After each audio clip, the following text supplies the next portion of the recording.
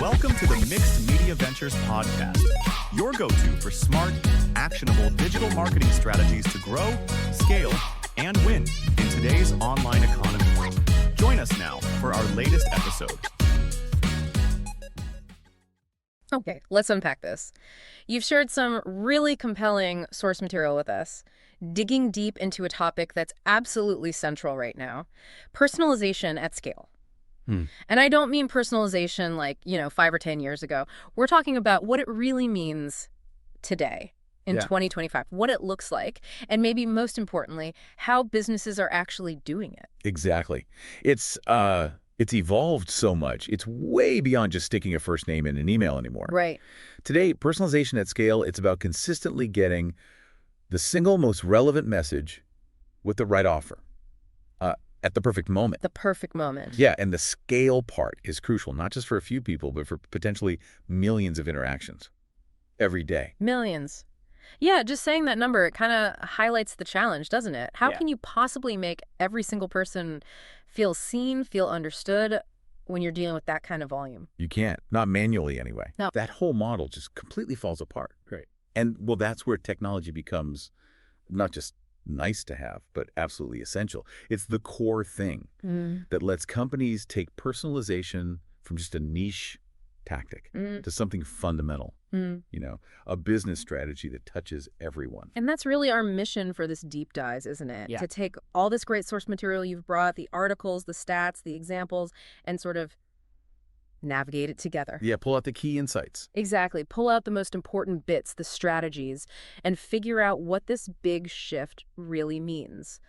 For businesses, sure, but also for you, the listener, whether you're thinking about this for your own work or just experiencing it as a customer. Right. What are the building blocks? What tech do you need? How do you actually start implementing something this complex? We want to cut through the noise. Get to the actionable stuff. Yeah, we'll look at the data foundation, the tech stack that powers it all, the actual implementation strategies that work. And the real world examples too. Oh, yeah, definitely. See who's doing it well. And we'll also have to talk about the challenges, because it's not always easy. And maybe peek at what's coming next. Sounds good. It's a deep dive into something complex, but like you said, incredibly vital. Especially now, in this digital environment. It really is, because that digital world we're all living in, it's just incredibly crowded, isn't it? It feels like a constant flood of information. It is. The sources you share, they mention this. They estimate the average person sees somewhere between, 4,000 and maybe even 10,000 ads daily. 10,000 a day. Wow. That's exhausting just thinking about it. Information overload is real. And the consequence of that sheer volume is critical. Generic messages, the ones that aren't tailored to you, they just become invisible. Background noise. Exactly. Filtered out, ignored, lost in the static.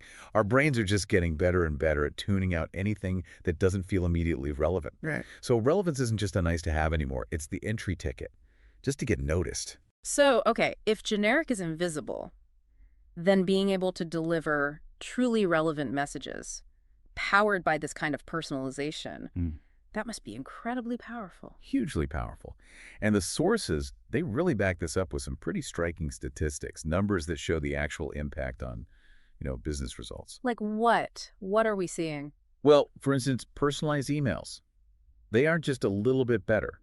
The data shows they deliver transaction rates 6 times higher than generic ones. 6 times, not 60%, 6 times higher. 6 times. Just by making the content relevant to the person receiving it. That's the difference it can make. That's not just tweaking, that's a fundamental shift for a channel like email. And it goes beyond just the immediate sale. It affects how consumers feel about brands overall.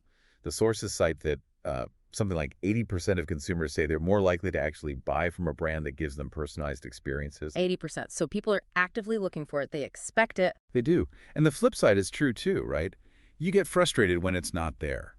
When a brand clearly doesn't get you. Yeah, it can be really jarring. Like, you know me, why are you showing me this? Exactly. So if you don't meet that expectation, you're not just missing a chance, you might actually be pushing people away.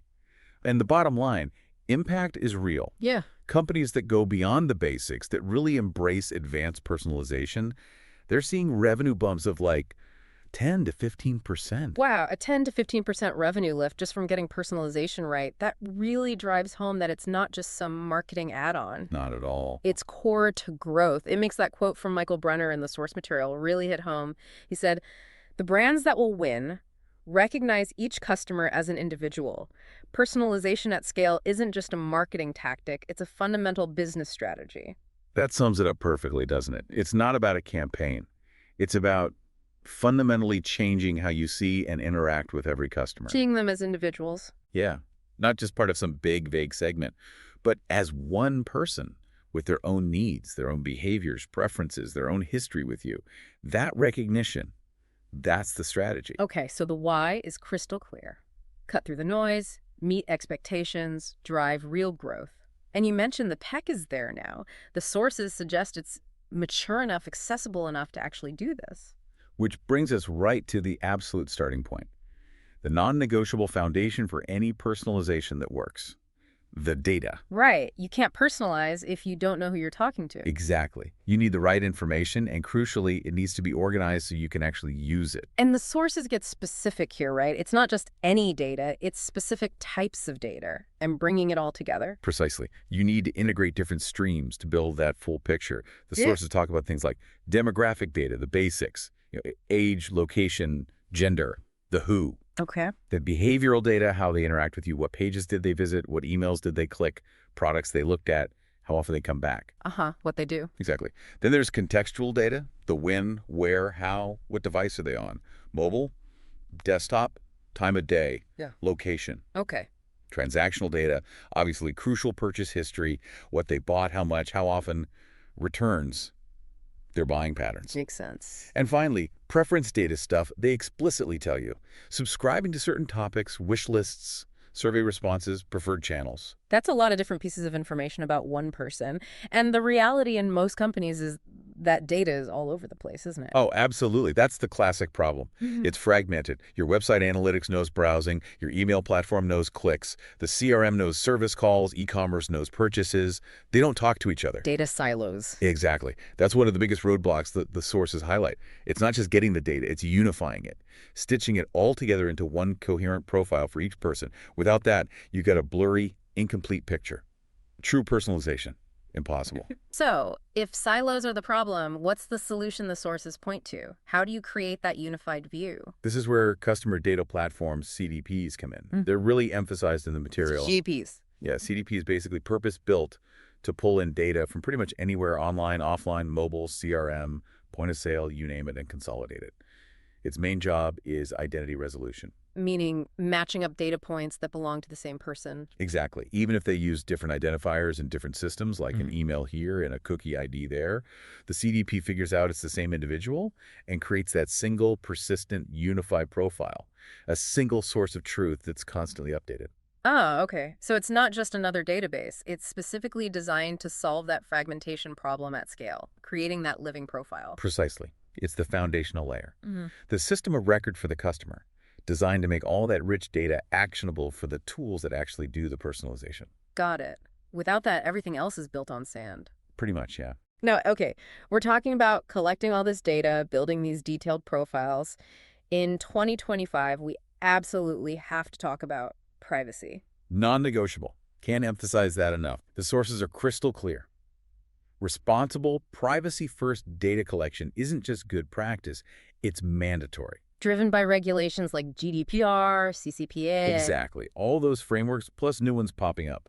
But honestly, it's way beyond just compliance now. It's fundamental to building trust with your customers. It feels like it's shifted, doesn't it? From a legal thing to a core part of the brand relationship. People are much more aware. Absolutely. Consumers know more about their data rights, they're more careful, and if you mishandle their data or aren't transparent, you destroy trust.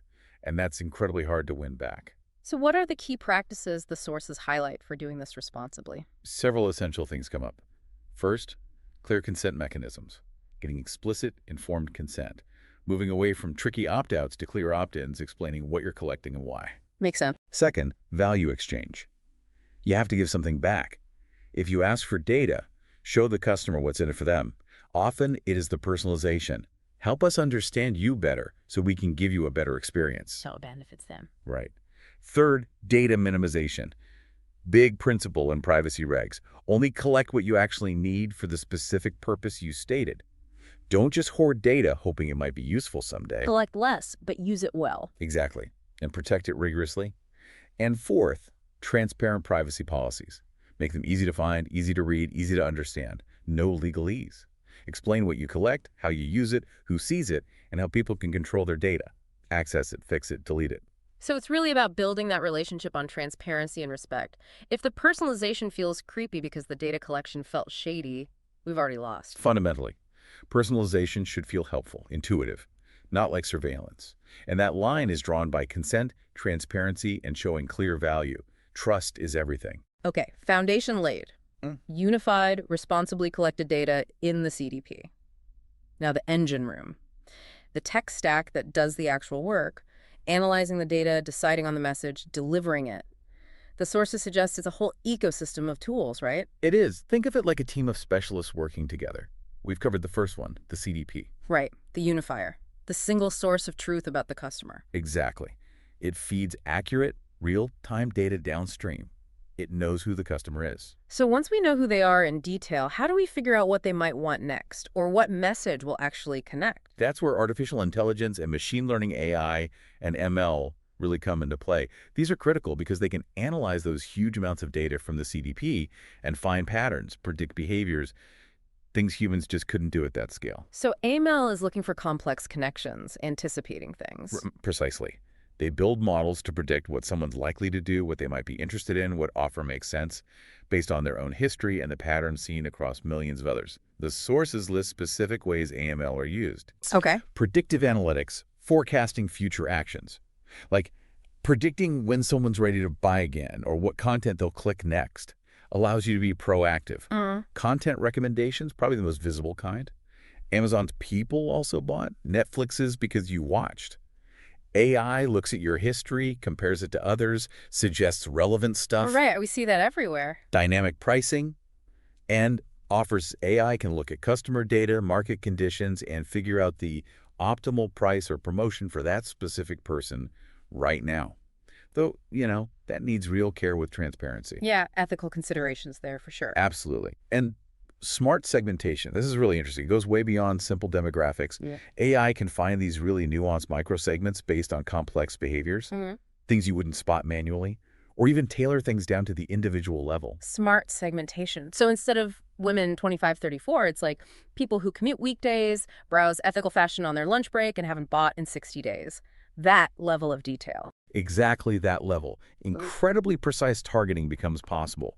And the sources specifically mention that companies like Mixed Media Ventures, they've seen how AI-powered personalization really transforms engagement. They even talk about voice AI solutions making interactions hyper-personalized. Voice AI for personalization.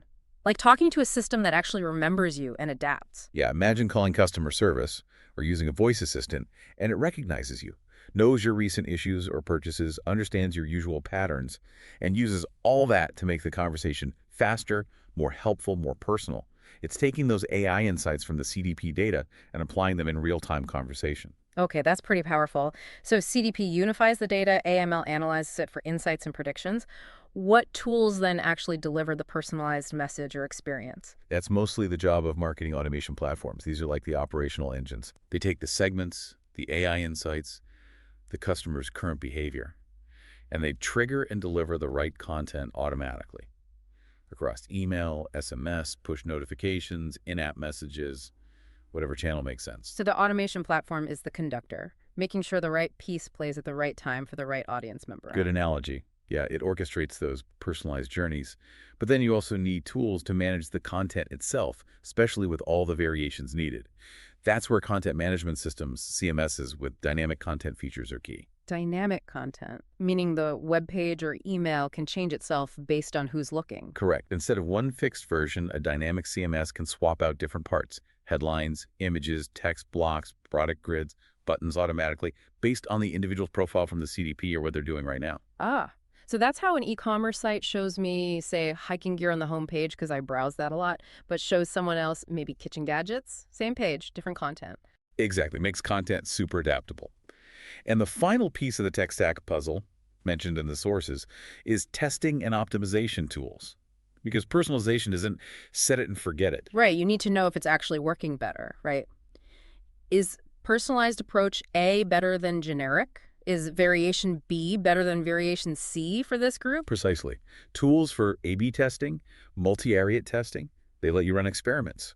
Pit different strategies or content against each other or against a control. Get the actual data on what works, for whom, and continuously improve. Okay, so it's a pipeline. CDP unifies data, AML analyzes and predicts, marketing automation delivers, CMS serves dynamic content, and testing closes the loop for ongoing improvement. That's a great way to picture it, how these pieces fit together. But, just buying the tools isn't enough. Implementing it effectively, that takes a strategic approach. Right, it sounds like a major project. You can't just flip a switch and have perfect personalization everywhere. Definitely not. And the sources are smart about this. They outline a practical way to approach it. Start smart, scale up gradually.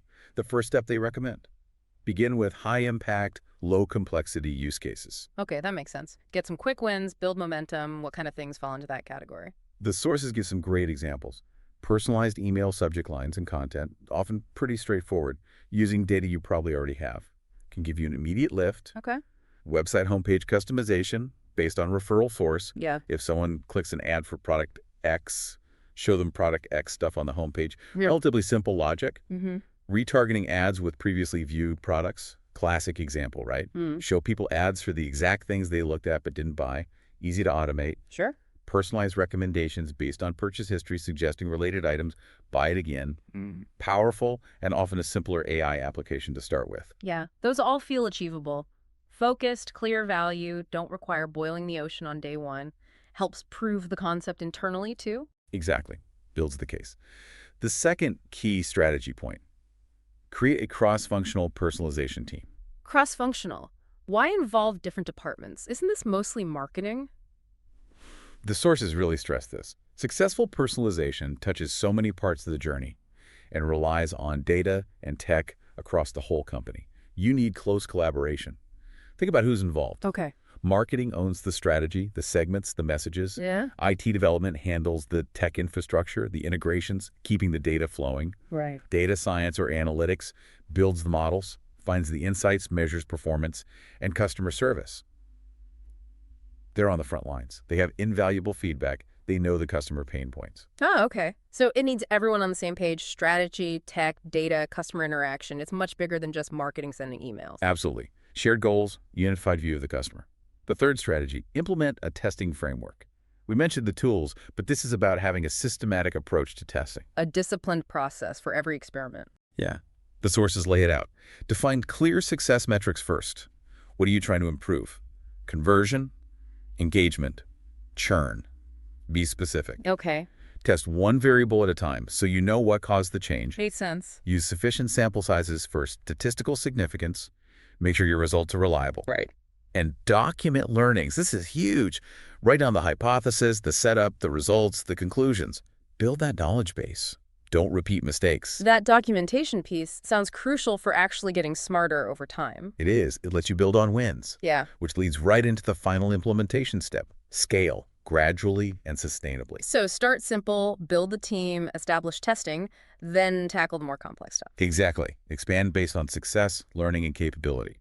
The sources list some of those more advanced use cases you grow into. Omnichannel personalization, making the experience consistent everywhere. Web, mobile, email, maybe even in-store. Seamless across channels.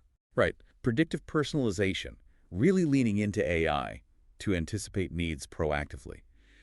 Real-time personalization, changing the experience instantly based on what someone is doing right now. Like abandoning cart triggers within minutes. Okay. Or lifetime value-based strategies, treating customers differently based on their long-term value.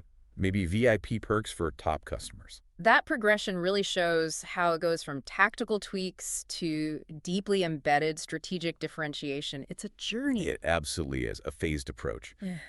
But following these steps makes it manageable, not overwhelming. It's great to understand the strategy and tech, but seeing it in action, that makes it concrete. And the sources you provided have some good real-world examples, right, across different industries. Yeah, these stories really bring it to life.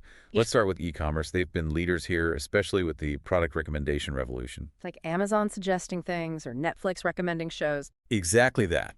Online retailers use really sophisticated AI engines. They crunch massive amounts of data browsing, purchases, product details, what everyone is doing to predict what you might want next. It's like trying to clone that helpful salesperson who knows your style. Digitally, for everyone. And the sources mention a specific fashion retailer. What did they do?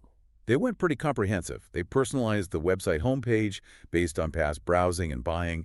They tailored email campaigns with products the customer had actually shown interest in. Okay. They used push notifications for things like price drops on wish-listed items, and they even offered personalized size and style recommendations based on past purchases. So a relevant experience pretty much everywhere you interacted. What were the results? Pretty impressive. A 35% increase in average order value.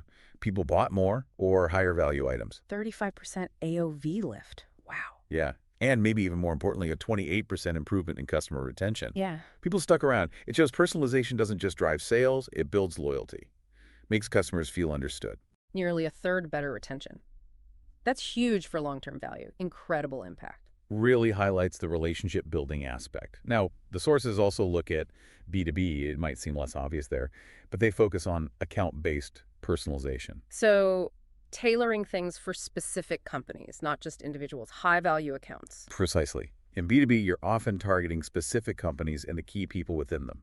Personalization means tailoring content, messages, the whole experience to that company's industry, size, challenges, where they are in the buying process. The sources mention companies like Mixed Media Ventures actually help B2B clients implement these targeted strategies with lead gen services. Okay. And there was an example of a tech services firm. How did they do account-based personalization?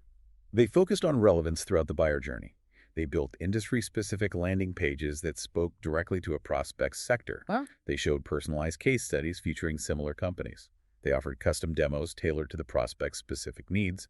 And they crafted outreach sequences for different roles within the target account. so every interaction felt like it was specifically for that company, for that person. What happened? The results again, a 45% increase in qualified leads. Leads that were a much better fit, more likely to close. 45% more qualified leads. That's significant. Huge. And they shortened their sales cycles by 20%. Because the content was so relevant, it moved things along much faster. More efficient sales process. Faster, better sales. Yeah. Direct line from personalization to revenue and efficiency. Okay. Shows it's just as critical in complex B2B. Finally, the sources talk about service businesses using contextual engagement. Using the customer's current situation or context to personalize. Exactly. Using things like life events, recent activity, specific interactions to make communications relevant right now. The example is a financial services firm. Okay, how do they use context? They used life event, triggers someone gets married or buys a house, they get relevant product info. They send educational content based on account behavior, budgeting tips if needed, investing info if relevant. They offered personalized service recommendations based on history and provided tailored financial guidance referencing the client's actual portfolio. So anticipating needs or offering help based on what's really going on in the customer's life financially, not generic advice. Exactly. Much more supportive, much more relevant, and the results. A 40% jump in client engagement with their digital content and a 25% boost in cross-selling. Likely because the offers were so well-timed and relevant.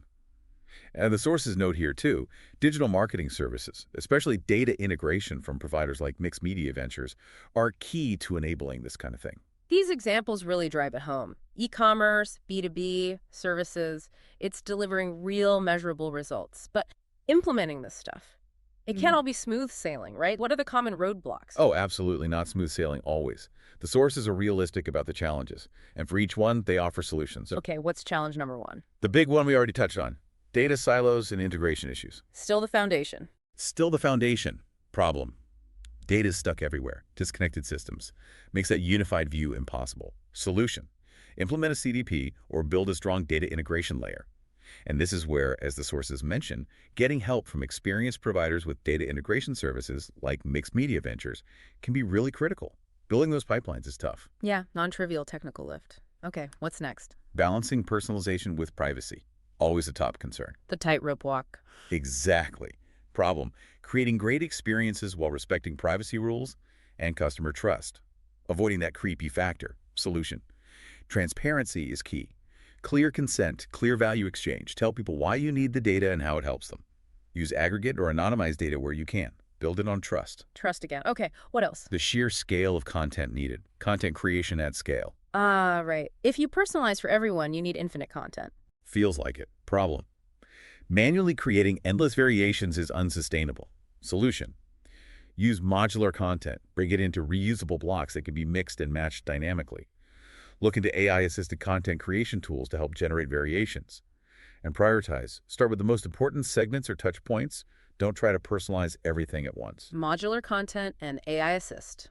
Makes sense for tackling the volume. Okay, final challenge. Measuring personalization ROI. Proving the value. Tricky, right? How do you isolate its impact? Yeah, problem. Hard to separate personalization's effect from everything else happening. Hard to link one interaction to long-term value. Solution. Rigorous testing. Controlled A/B experiments against a generic control group. Track the incremental, lift the extra performance because of personalization, and look beyond just immediate sales measure, engagement, retention, lifetime value. That often shows the real long-term impact. So sophisticated measurement, looking at the whole relationship. Okay, overcoming these challenges is clearly part of the journey. Absolutely. Needs tech solutions, but also organizational focus. So we've covered the present, the why, how, examples, challenges. What about the future? What's next in personalization based on the source material? It looks like it's getting even smarter, more integrated, more proactive. The sources highlight a few key trends. Predictive personalization gets even more, well, predictive, truly anticipatory. Yeah. AI models get better at spotting subtle signals to predict needs before you even realize them yourself. Wow, anticipating needs before I know them. That's something. Yeah, moving from reaction to proaction. Another really interesting one, emotional intelligence in personalization. Emotional intelligence, how does that work? Using advanced sentiment analysis, understanding context, to tailor messages not just to needs, but maybe even to emotional state. Imagine customer service detecting frustration and changing its tone or options automatically. Whoa! That's incredibly nuanced and, again, needs very careful handling ethically. Absolutely. Sensitivity is paramount. Then there's augmented reality personalization. AR, like virtual try-ons. Exactly. As AR gets more common trying on clothes, seeing furniture in your room, personalization, will move into those spaces.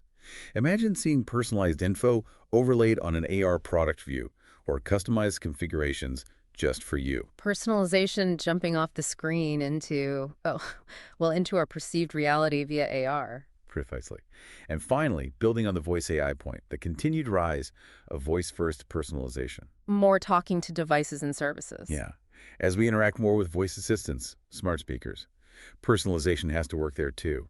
Voice AI gets better at remembering context, understanding conversation, delivering tailored info or actions, making those voice interactions feel really personal. So the future is more predictive, more emotionally aware, moving into AR, seamless in voice. It sounds like the goal is for personalization to feel less like marketing and more like just helpful, intuitive assistance. That really seems to be the direction. Experience is so tailored, so timely, they feel natural, helpful, part of your journey, whatever channel you're using. Okay, this has been a really thorough deep dive. We've gone from the definition of personalization at scale in 2025, why it matters, the tech and data, how to implement it, seen the successes, tackled the challenges, and peeked at the future, bringing it all together. What's the absolute core takeaway for you, the listener, from all this source material? I think the main message is pretty clear. Personalization at scale. It's not a nice to have anymore. It's not an option. It's rapidly become a fundamental business imperative if you want to compete effectively today and going forward. It's table stakes. Pretty much. Yeah. Success really hinges on being able to deliver relevant, valuable, timely experiences to every customer, no matter how many you have. Reaching the masses, but connecting individually. Exactly. And the sources emphasize the technology needed to do this, the CDPs, AML, automation, dynamic content. It's here. It's mature. It's available today. This isn't science fiction. It's actionable now. Which really brings us back to that powerful question posed in the sources, the one that kind of sums it all up. Yeah. When you look at the revenue gains, the loyalty improvements, the rising customer expectations, the question really flips. It's not, can we afford to implement personalization at scale anymore? Right. The real question the sources pose is, can you afford not to? The cost of not doing it, the competitive disadvantage, is just growing too fast. And as the sources point out, there are partners, like Mixed Media Ventures, who specialize in helping companies navigate this, whether it's specific AI solutions like voice AI, broader digital marketing, or getting that crucial data integration right.